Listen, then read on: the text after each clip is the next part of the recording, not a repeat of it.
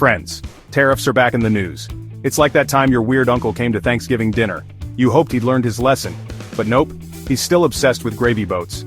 This time, it's President Trump slapping tariffs on our neighbors to the north, Canada. And in a surprising twist, some Senate Republicans actually said, "Hold on, eh?" On April 2, 2025, the Senate delivered a rare rebuke to President Trump. They voted 51-48 to condemn his tariffs on Canadian goods. Now, 4 Republicans breaking ranks might not sound like much. It's practically a socialist revolution by today's GOP standards. But this vote signals growing discomfort within the party over Trump's trade wars.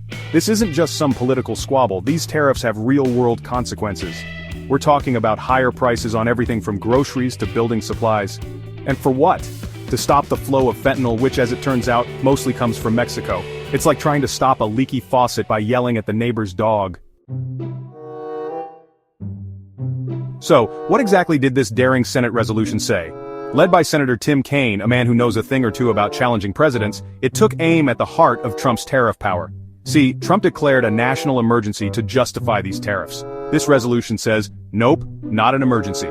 Specifically, it targeted the 25% tariffs on Canadian goods, supposedly to combat fentanyl smuggling. Never mind that there's barely any fentanyl coming from Canada.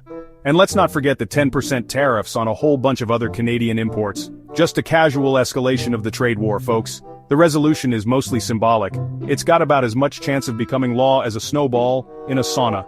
The Republican-controlled House isn't going to pass it, and Trump sure as heck won't sign it. But it sends a message. And that message is, even some Republicans are tired of this trade war nonsense.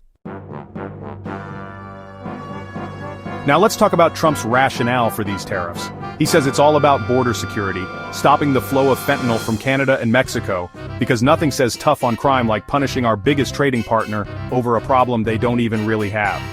Trump also claims Canada is engaging in unfair trade practices.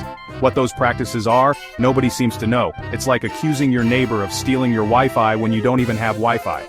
But hey, facts have never stopped Trump before. The problem is, tariffs are like a boomerang. You throw them at someone else, but they end up hitting you in the face. They drive up prices for consumers, hurt American businesses, and damage our relationships with allies. It's the economic equivalent of punching yourself in the face to cure a headache. So what happens now? Well, the Senate vote is a black eye for Trump, but it's unlikely to change his approach. He's like a dog with a bone when it comes to tariffs. The administration might try to find other ways to punish Canada.